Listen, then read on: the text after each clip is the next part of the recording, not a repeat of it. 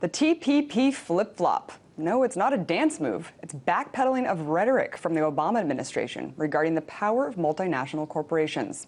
A controversial portion of the so-called free trade agreement between 9 nations has now been leaked. It allows foreign corporations operating in the U.S. to appeal regulations to an international tribunal that could overrule U.S. law. So what does this mean? And why is there so much secrecy surrounding this agreement? To join me now, Todd Tucker, Research Director for Public Citizen. Todd, thanks so much for joining me. Thanks for having me. Could you break down the newly leaked document and what the implications would be for trade in this country? Sure. What President Obama campaigned on a few years ago was a pledge to make sure that U.S. trade agreements would never allow multinational companies to challenge public interest regulations like environmental protection laws or consumer protection laws. But what this latest text reveals is that President Obama has adopted wholesale the President Bush agenda of allowing these kind of corporations to attack U.S. laws. So this is of grave concern to consumer groups and environmental groups and really all Americans who believe that the U.S. court system is adequate and companies shouldn't need to go to an outsourced tribunal to attack laws. We wanted to read actually the campaign promise that Obama made directly from his campaign sheet. It says, "We'll not negotiate bilateral trade agreements that stop the government from protecting the environment, food safety, or the health of its citizens, give greater rights to foreign investors than to U.S. investors, require the privatization of our vital public services, or prevent developing country governments from adopting humanitarian licensing policies to improve access to life-saving medications."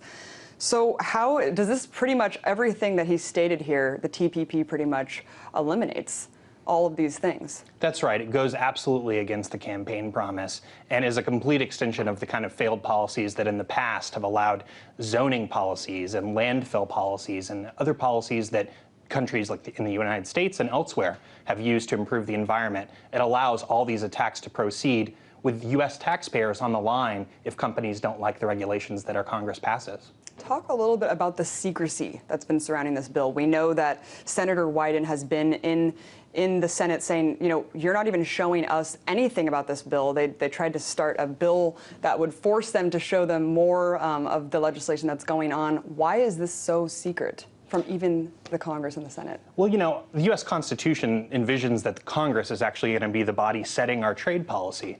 Unfortunately, the Obama administration has put itself in the driver's seat and is holding all of the text very close to their chest. They've in fact said that the thing is so controversial that if it were actually to be public, that no one would want to support the bill. So that's how they justify keeping Congress and consumers and others in the dark. So do you think that the secrecy had to do with this leak provision because of the implications that it could have?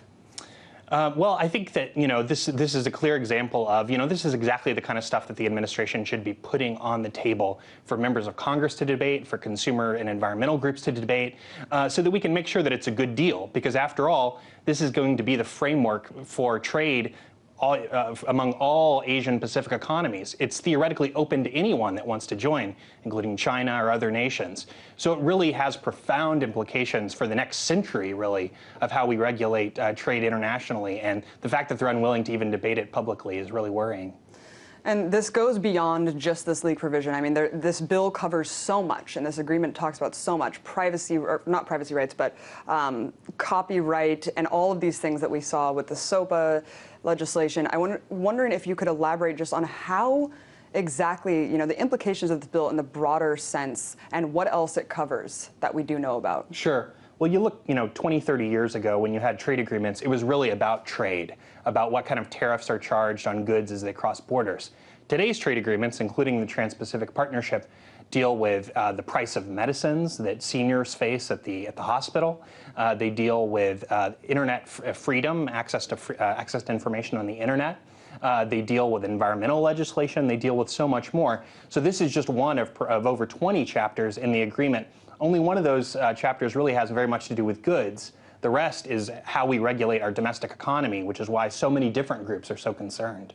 Give us a hypothetical scenario really quickly on how multinational corporations could really overstep legal bounds with the TPP, just so people can understand, because I think it's just a really complex issue and people kind of can't grasp what this would really mean and do. Sure. Well, if you look at, a few years ago with the BP oil spill, BP, thankfully, we didn't have a trade agreement with some of the countries that BP is incorporated in besides the United States, such as the UK.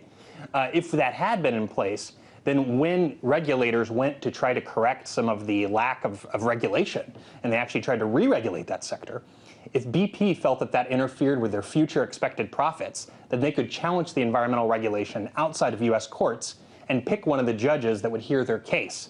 Then they could ask the residents of Louisiana and of all of the United States to pay them compensation for the new environmental protection law. And who would comprise of this international panel overseeing this? These are international trade lawyers that sometimes serve as counsel to the companies, and then the next day they're in a different case as judges. So this would never happen in a domestic court where judges are just allowed to rotate out of serving clients and then serving as judges the next day. In this investor state system, as it's called, this is what regularly occurs. And there's a tight-knit club of just a handful of lawyers, mostly in D.C., New York, and a few other cities, that operate sort of outside of the scrutiny of domestic debate. Why do you think there's been such a reversal in the rhetoric and also the policy by Obama? And I read in an article, I don't know if it was you or someone else from Public Citizen, that was saying this doesn't even equate to Bush's policy. It's actually worse. I was wondering if you could just elaborate on that. Sure, yeah. I mean, in several respects, especially with access to medicine issues, this is worse than the deals that President Bush was passing near the end of his term. Why is this happening? It's a very good question. There's so much money in politics now that both political parties are influenced by it. But I think that you see, if you ask a lot of the Democrats in Congress, for instance, they're not on board with this policy that President Obama is pushing. So he's kind of going out there and freelancing and partnering with the U.S. Chamber of Commerce and other multinational companies to push these laws.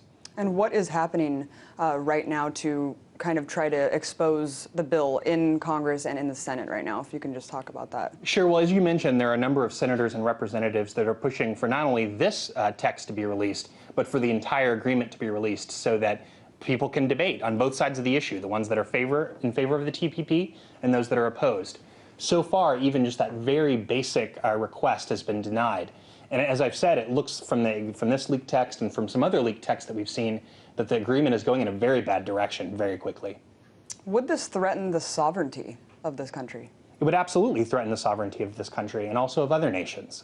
It would subject an additional layer of review outside of our domestic court systems for any domestic law that is politically popular, that needs to be passed to address urgent public needs. It is indeed, it is an outsourcing of justice. It's creating a two-level justice system where multinational companies play by one set of rules and other companies and citizens play by a different set. Interesting. The two-tiered justice system is definitely something to explore. Could you expand a little bit on the other leaked provision or section of this bill that regarded the rights to copyright and things like that? Sure. A lot of folks here domestically have been resisting some of the proposals put forward in domestic law by the entertainment industry to basically make Google and other search engines responsible for any kind of content that's legally responsible for any kind of content that's available on their search engines. All of that domestic legislation that has been so controversial, like SOPA, like others that have been talked about, is really embodied through the back door in this international trade agreement. So even though the forces that wanted to push SOPA couldn't get it through the U.S. Congress, this is a way of getting it through the back door through international trade agreements. So what are people supposed to do? I mean, here we are, we knocked down SOPA and everyone's so excited. We're like, yeah, we can, prevent this legislation from happening. And then at the same time, there are these backdoor agreements happening with all these different countries that put in place the same measures. I mean, what are people supposed to do when they see this and how can this be stopped? Sure. Well, you've seen, there's 9 different countries that are involved in this trade negotiation. Citizens in Australia have been absolutely outraged about some of these provisions that allow multinational companies to attack Australian laws. There's been a lot of mobilization, and as a result, Australia has resisted a lot of these U.S. proposals. What we need to see is exactly the same kind of resistance here in the United States. Contacting your member of Congress, contacting your, reaching out to your family and school members and neighborhood, and actually educating about this, because there's not sufficient media attention to it right now. The more attention, the more sunlight that we see on this proposal, the less popular it's going to be and the more difficult it will be for the administration to get it through. And there are 200 corporate advisors, and how many political players and citizens are involved in the process of negotiation? Hardly any. We have over 600 corporate advisors that actually have access to all this text. They don't need to see the leaked text. In fact, they can just go and see it directly for themselves.